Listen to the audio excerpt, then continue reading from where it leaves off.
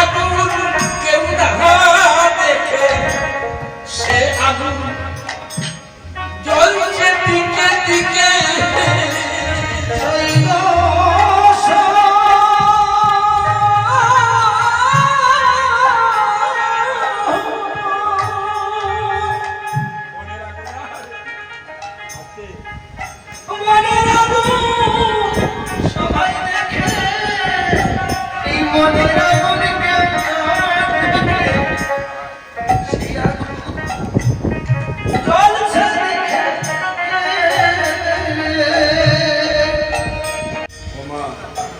রাধারানী বললেন সখীদেরকে, সখীরে মনের আগুন সবাই দেখে, মনের আগুন, আর এই মনের আগুন কেউ না দেখে, সেই আগুন জ্বলছে দিকে দিকে।